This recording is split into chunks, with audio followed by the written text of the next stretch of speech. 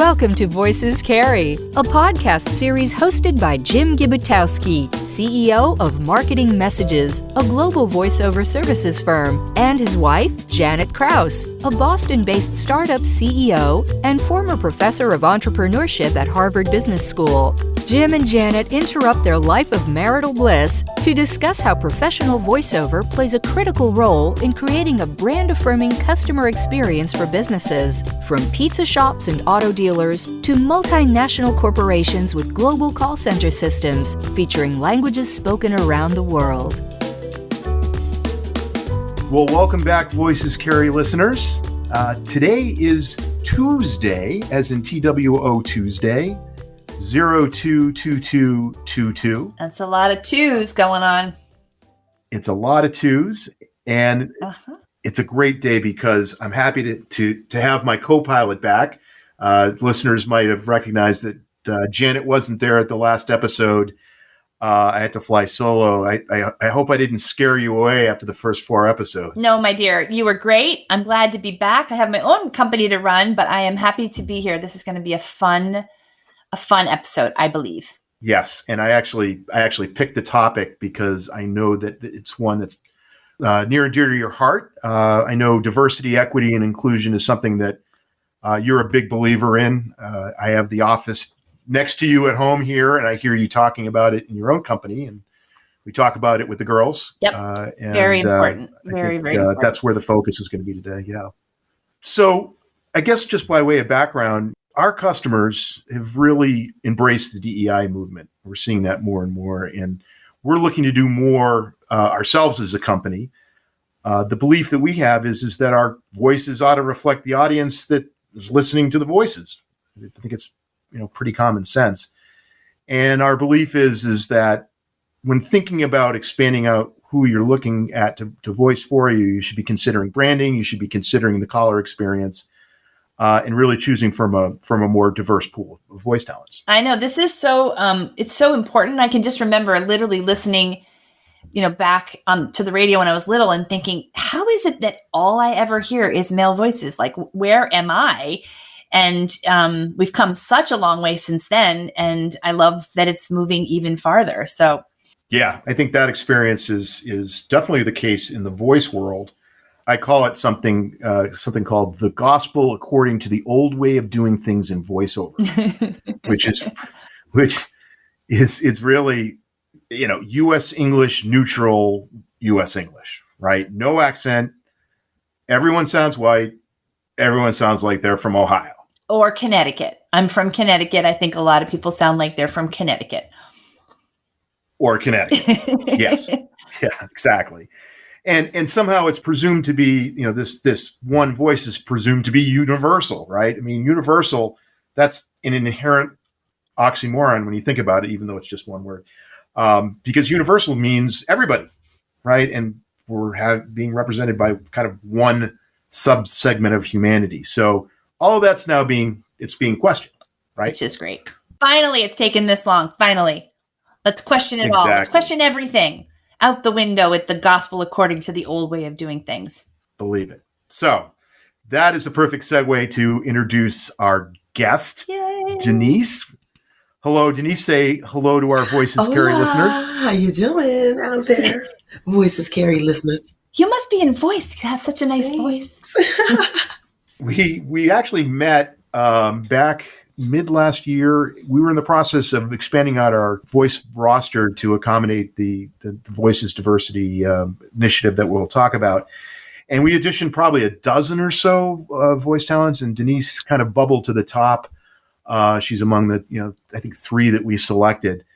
We also learned that we have some things in common. I know we both have children that have kind of a creative, artistic bent. Our girls are in theater, and Denise, remind me again. I know one of your boys is in architecture. my son actually, he wants to go to college to be an architectural engineer, and he's been saying that since he was so little. Legos days, Yeah, that's so cool. He wants to go to Kennesaw State because apparently while he was roller skating, he met up with someone who also shared actually the same interest in architecture as well. and she was talking to him about a program they had at Kennesaw State, and he got so interested. So he's like, Mom, I know where I want to go to college now. It's like, yeah, that's great. That's amazing. Yeah. Mm-hmm. Well That's done, great. Mama. Thank Well you. done. So what we're going to talk about today is, I'd like to start out with a little bit of your experiences as a voice talent and your philosophies. But really the main part of it is talking about why an organization should consider and use a more diverse set of voices. That's really where we're going to be focused. And maybe just to start out, Denise, maybe tell us a little bit about your history and your background, and we'll kind of take it from there. I will say that I started in the voiceover industry extremely, to me, unorthodox, because I started out in high school loving to write poetry. And then a friend of mine one day in art class said in high school, hey, say this nursery rhyme for me. Mary Had a Little Lamb one. He was like, hey, you got a good voice. You ought to rap and write lyrics. So I kind of started from right there, to be honest with you. It's when I fell in love with it. English was always my favorite subject in school. And then later on, I went to school for TV and radio broadcasting. And with that, it kind of got like my interest and my goals started like growing. So when I got into radio, and I did underground radio, AM radio, and commercial FM radio. When I started going into those realms, I'm doing now radio commercials for people. And here it is, I'm in the voiceover industry, getting paid, doing the work, not knowing that it was an actual industry. So I was like in the industry before I knew it was an industry. Like who does that? Yeah. And then 2007 rolled around, and I started like doing a lot of research about what my next steps in my goals at that time were. And I started seeing this thing about the voiceover industry. I'm like, what is that? I reached out to a radio god that I know, because he had like a bunch of stuff, believe it or not, on MySpace. Okay. I reached out to him on MySpace, because he had like videos of him like having sessions with his clients doing voiceover. And I was like, I can do that. Oh my God. And he's reached this guy, and I sent him a message. And we had actually only met like a few times when I was literally in broadcasting school, getting ready to graduate. And after I graduated, working in radio, but we never really stayed connected. You know how you're in the industry with someone, of each other. Yeah. Life can do like this a little bit. And so I sent him a message. Believe it or not, my first message on MySpace actually got through. I said, look, I want to know about this. MySpace, can you believe it? Yes. I was like, I want to do this voiceover. Can you help me figure it out? Like, and he was like, send me what you got. Like, send me a demo or something. So I sent the only demo I had to send really was like an air check. So I sent my air check, and then he sent me back this response. He was like, oh my God, this is bananas, your voice, da da da da. And I'm like, in the chair shrinking like the Flintstones. Oh my God, is he saying that about me? He was like, look, you're so awesome. I want to help you. And we kind of went from there, because at that point I didn't even have my own mic, Oh my God. Yeah. Oh my goodness. And I learned to do this thing on, not the digital stuff, but analog. So I literally learned how to do what I do now on analog, cutting and splicing videos and audio. Yep. And I was a beast then. So when the digital came along, it was like, oh, I'm ready. So now with some serious tools, you can do serious damage. Yeah. I believe that. Cue the background screen. That's it. That's right. Right. Our viewers can't see it, but she's queued up a bunch of cool, slick tech in the background. I have to bring this up before we go to the next topic. You did, and when we talked earlier, you had a brush with Dawn LaFontaine. Yes. LaFontaine. Thank you, Janet. You're welcome. Very well-known pioneers of this entire voiceover industry. Yes, Dawn LaFontaine. Now, everyone, you should probably, if you think about who this guy is, do you guys remember the Geico commercials? When they used to have someone, they used to have like a whole, like the commercials would be themed. And right, he was on it. And this particular one that he was on, it was, just imagine you're in someone's apartment, And they're, apartments, how they are, they're kind of close in space. So your living room and kitchen, like almost kissing each other all the time. So the kitchen was like behind the living room, and there was the living room with the couch in the shot. And then you see like maybe like a little piece of curtain, kind of like a thing, maybe trying to separate the rooms. But then you see Don LaFontaine with the mic sitting there, standing in front of the mic on the stand and with the copy in his hand. And he is getting ready with the headphones on, giving you guys a visual. He's like, yeah. I got the visual. The listeners, right? Then he's there with the copy and he's getting ready to go in a world. He's like, in a world. That's like the key phrase for like voiceover. In a world where. Yes. Yeah, that was good. That was good. Well done. You got it too. So exactly. So since you're so versatile, and so since you're obviously you got into the right business, I love the fact that you turned, I guess, sort of some combination of a skill and a passion into work, because then it doesn't ever feel like work. Right. But I am curious, when you're creating a great experience and someone hands you a script, how do you get from a script to a great caller experience? Like, what is it that goes through your mind? And do you have a personal philosophy about how you do what you do in a way that you consider like really awesome? I get a lot of auditions and a lot of stuff for either historic things in the market or very important things or very popular things. So what I do is I pretty much kind of look at what's happening around us right now that concerns this particular thing I'm doing. I look at it from the consumer end, if I was consuming this thing, or if someone else is consuming it, I wonder what they think. So when I go in the booth and take the direction, the script, and all of those components, my formula is I love to do cold reads first.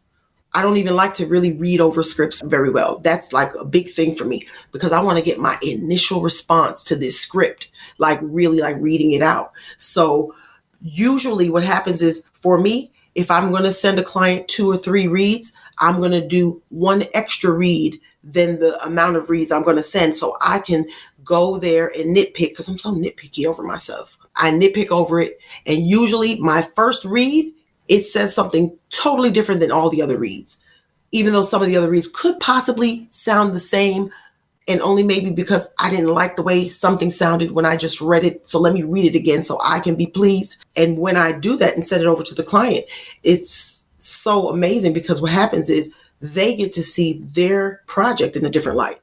So let's shift gears a bit to our main topic. And I want to give the listeners just a little bit of a perspective on how Marketing Messages is thinking about this. So we launched a program called the Voice Diversity Program. And when we look at our business historically, one of the things that we believe we excel in is being able to provide voices that can be heard all the way around the world, right? So we support 85 languages currently today. But when we kind of looked at the English market for English speaking voice talents, we came to the conclusion that we ought to be more diverse and we ought to expand along multiple dimensions how our scripts are being read, right? So we spent quite a bit of time over the past 6 months expanding our roster and have been specifically focused recently around including people of color, Black, brown voices. And, we seem to be getting a very positive response in the marketplace, but I'd be interested, Denise, in your perspective on when we think about diversity in voice, what are you seeing out there amongst your clients, and what are your philosophies around what diversity should be in this business? Well, that's a really good question. I will definitely say that diversity, if you look up the term diversity, the word, not the term, but the word diversity, I mean, it's in the actual word, diverse, meaning different. I think that diversity should not only be based on race, although that's what it's based on. It should be based on the different ethnicities and the different cultures, what they bring to the table of life. Because you may eat chicken, I eat chicken, we eat vegetables and fruits and things and fish, but I cook my fish and my vegetables and things a little bit differently because I use different seasonings than what maybe you might use. We're eating the same stuff. We need the same things, but the way your perspective and my perspective all have a say at the table. So I think that diversity should be more based on that, because we can all learn something new about something we already know, because it's a different perspective from a different culture and whatnot. So that's my take on that. That ties in really well with what you were just talking about. When somebody comes into an assignment with a certain set of assumptions and a certain vibe, if you will, you're bringing a perspective that perhaps others wouldn't, which I think is really cool. And I also think it defines the topic that we're talking about just so much more wide, right? Because I was saying this in our sort of lead up conversation. People are similar and different along so many dimensions, of which race is only one thing amongst a bunch of stuff. And so in this particular situation, because we're talking about diversity and inclusion of people who have been unincluded, but having a voice that sounds Southern, or having a voice that sounds just culturally different, not race alone. What I'm interested in is, what do you see? What is your experience of what the benefits of using voice artists of different cultures, different backgrounds, different races? What does it bring to the company that's choosing to do that? Why do it? What's the benefit? Well, first of all, let's just be honest. I don't know if we're still using the title that we spoke about that you have for the theme of the podcast, but I just want to throw it out there because it's going to help me to make my point. We all look different. Remind me, Jim.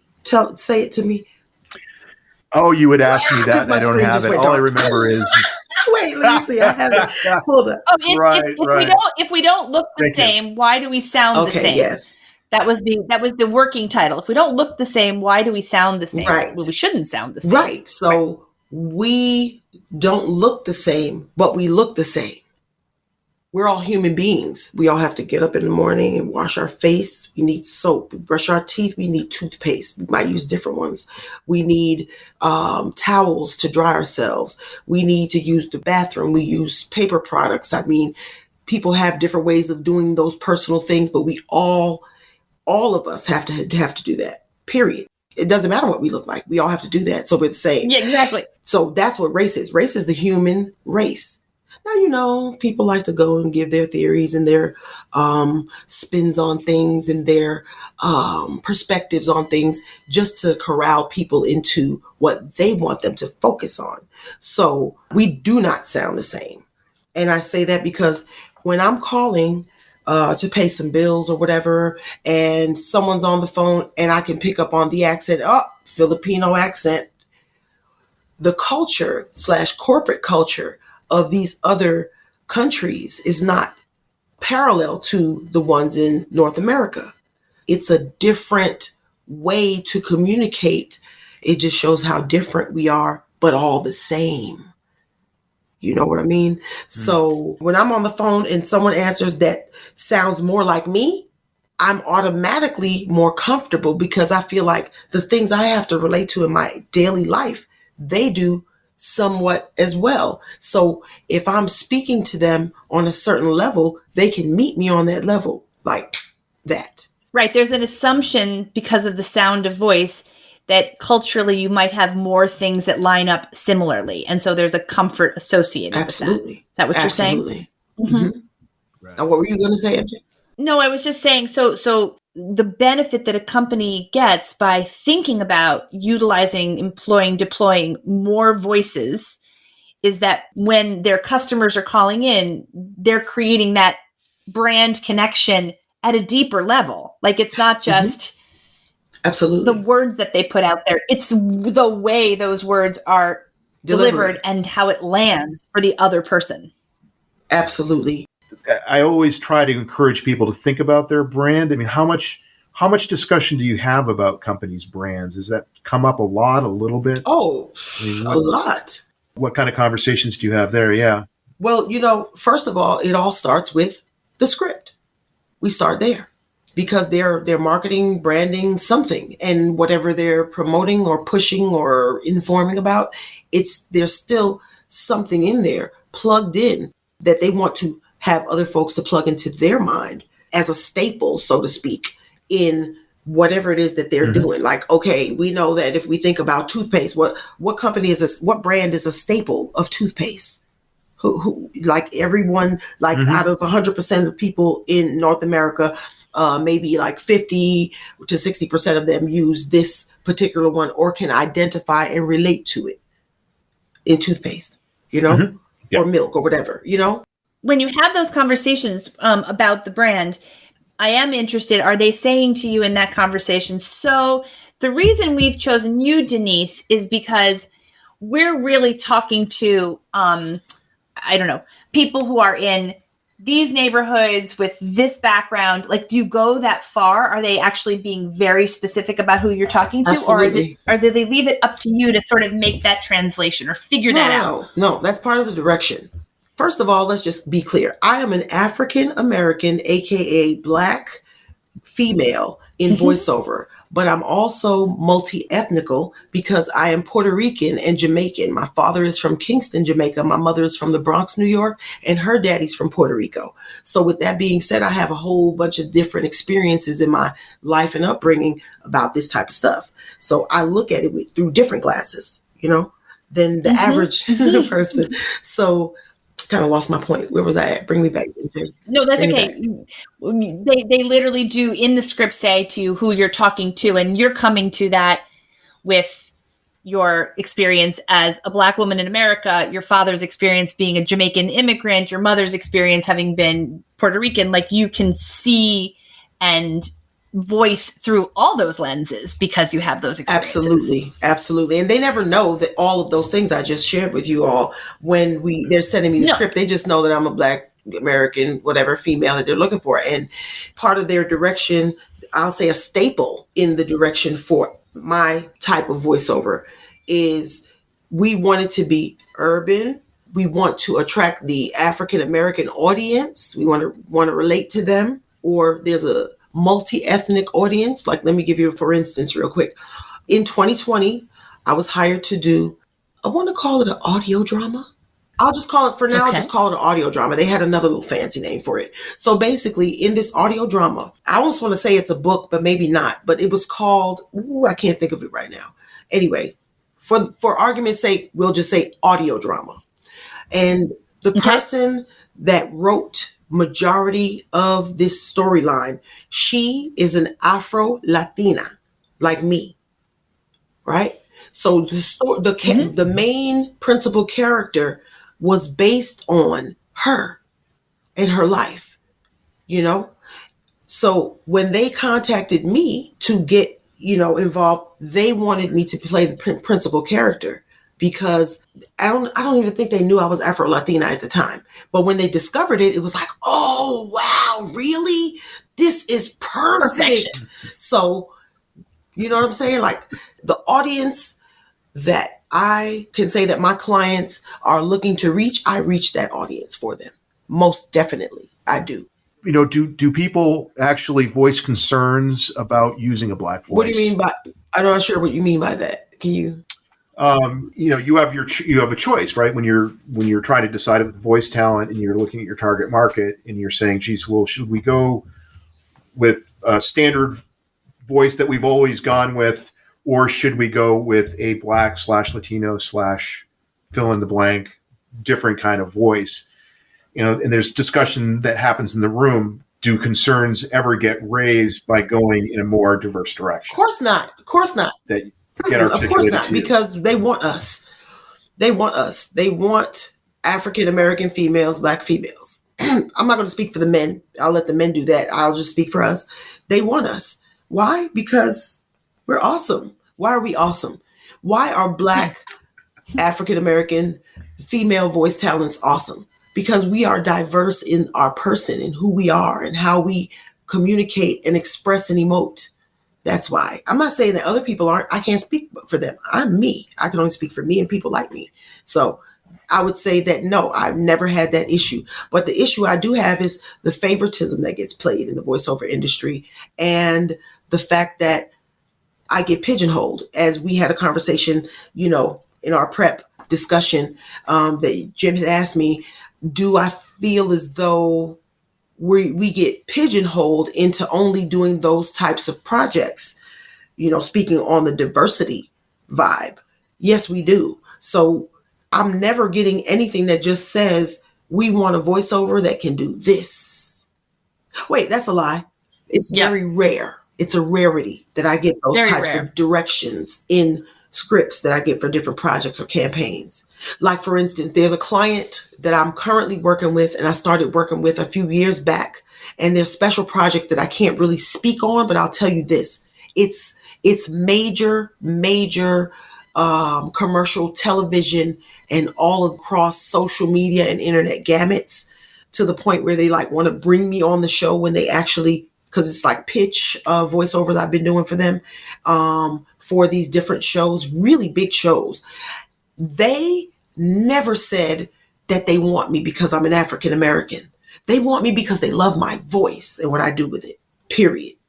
But that's what I wanted to say. That's fabulous. That's when I get really excited, right? When I'm watching something and I feel very much like the voice, who is not my voice, is somebody other than my voice and is different from me. And also not just different from me, but different and representing a group that would not have been in the mainstream is in the mainstream. I'm like, that feels good. Mm-hmm. Like, you're talking to me, right? Somebody whose voice doesn't sound like me, talking to me, quote unquote, universally, yes, as the voice, as the universal voice. And I'm like, yeah, that's good. That must feel really good to you. It feels really good to me when that happens. Like, you just made me think of something that we did speak about in our discussion, prep discussion. This will be going on year 3, but year 2 happened. Oh, no, it was year 3. I think it was year 3. Anyway, 2 or 3 years. I was hired, another thing that you'd love, Janet, to be the voice of God. Not the African American or the Black female voice. Not the African American female God, but God. Wait, let me get closer, Mike. The voice of God. Big responsibility. For the Musial Awards, airs on CBS, produced by Al Roker Entertainment. Ooh. Love that. Yeah, and That's they never love that. That is, isn't that awesome? And I'll just say this one thing about Musial Awards. They've been doing the Musial Awards for many, many years. And the first year that they decided to do it on TV is when they hired me. Amazing. That's amazing. Incredible. So let's talk a little bit about formal diversity, equity, and inclusion programs within companies. How often do you run across those? And how do people talk about how Voice would support a DEI program? That's another really good question, Jim. Most of the time, it's never discussed with me. But I know it's a thing that's happening on some of my projects. And the way that I know is because of the market and the size of the market, as well as the term of how long they want to use it for. But they still don't discuss it with me. But I know, just because of certain parameters in the actual campaign. But overall, it's never really discussed with me like that, which I think it should be. You do think it should be? It should be part of the conversation? I think it should be, because at the end of the day, all specifics or specs, if you will, about a project that is actually a campaign, a series of things that maybe I have a few parts in, or maybe one part in, the other pieces that go to that series of things. You know what I'm saying? That they really should explain, because it gives you a different perspective when you are voicing. Because see, we voice through emoting, whatever script we're voicing, you know what I'm saying? And sometimes you get like scripts that are just one line, but those sometimes are the toughest scripts, because you have to emote enough on that one line just to get the point across, and you have to read it several times. So I think that the DEI should be a part of the conversation when it's a campaign, not necessarily like a one-off. Oh, we're just doing this right quick and we're probably never going to do it again. But like The campaign I told you about that I was on, the political campaign, that was definitely some DEI stuff. That's one of the reasons why it was important for me to speak on that. Yep. Yeah, and I think part of the issue that we run across, and Denise, we've talked about one of the areas that we spend a lot of time in at Marketing Messages, which is the telephony space, right? It's call centers, and so forth. And I think sometimes what we find is the DEI initiatives tend to run through the marketing organization, where you're talking about TV and radio and some of the more expressive long form versions of voiceover. Whereas in our world, a lot of times that's within the purview of telecommunications, and those worlds sometimes in big companies are very different. And I think the message for people who are looking at this for call center and for on hold and for other areas is that you have the ability to have an integrated campaign where you have a user or a caller or a customer. They're interfacing with your company in multiple ways. They can hear you on the radio, they can hear you on TV, but they can also hear you when somebody calls into a call center or they're put on hold.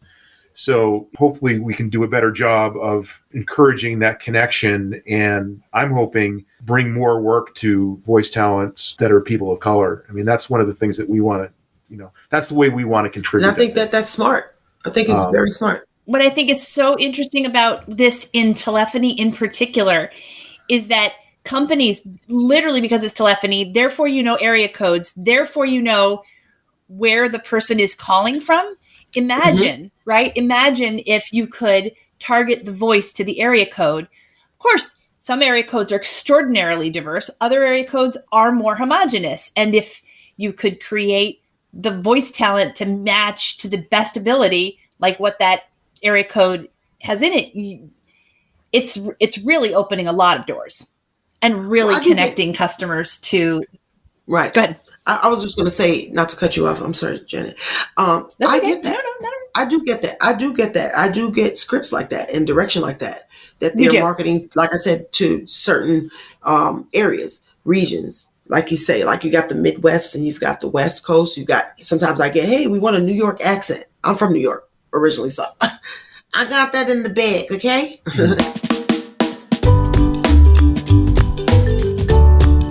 Predictions for the future. This is always the fun wrap up part of it. So, we want to move forward. We've been the same way for so long in this industry, which is it's refreshing that we're seeing some change. Where do you see the future of voice diversity going? What are you hopeful about? What are you scared of? I'd love to hear your perspective there. That's another good question. Jim, you just got all these really good questions, man. I mean it. Okay, so I'm extremely, extremely, extremely excited about the future of voiceover diversity and with voiceover for people just like me, African-American, Black, female voiceover talent, actresses, and things of that nature. I'll say this, during 2020, the world experienced a lot of grief and no work and all these other things. Well, my business was booming in 2020. Many different people had to get information out. You know what I mean? It was so heavy. And then you got all these sports teams, they're not playing anymore. I picked up work with basketball team, the female basketball team. I can't think of the name right this minute. Don't judge me. No, not judging. Don't know. Anyway, so, and it was just amazing. So as the years started to go down and trickle after 2020, certain businesses, we have what we call feast or famine, on season, off season. Mm-hmm. So usually a lot of times what I found was that in voiceover for me, the season would slow down as the holidays were approaching. It's like, how when the fiscal year is closing and everyone's getting a little lazy, they're eating dinners and having parties and whatever. And so, but I don't have that anymore. I'm booming straight through. And the nice thing is presumably there'll be an expansion of the market for people of color. And I guess maybe the last question that I'll ask here is, now that you've got a very solid career, both behind you and ahead of you, there are people coming up who are thinking about getting into this business, and I would love to hear what advice you might give to somebody who would follow your footsteps. So this is what I would say. I would say, believe in you every single day. Every single no you get, believe in you. Because most of the times, what some of us don't realize is that we don't always hear or know or voice the voices that are in the client's heads when they see the script before you voice the script. And also, I coach voiceover and train people on voiceover privately. And I've done it for several people. You can contact me if you are serious about voiceover, and we'll have a free consultation about it. But if you're ready to get into voiceover, just stand firm. It's going to be all right. Love that. Excellent. Love that. I think this is That's a a great, good note. great place to end. I think for this particular episode, I'm really, really interested in listeners' feedback. I would encourage you, obviously, we always want you to subscribe and go to our various social media outlets. But I would love to hear, if you do that, to comment and provide not only feedback, but your thoughts around where you see voice diversity being of value and anything really related to this topic. We would really welcome that. And with that, I'm going to thank you, Denise. This has been a fascinating journey from the minute we started talking about this till this moment. Janet, thanks for coming back and being a partner in crime with me again. Of course, my love. Denise, it was a pleasure, a total pleasure. What a joy to be in this conversation. Same here. Same here, guys. I'm going to play one thing as we go out, just a little small teeny piece, because this is actually the original unedited version of the file, but it's a concert demo I did several years back for Alicia Keys.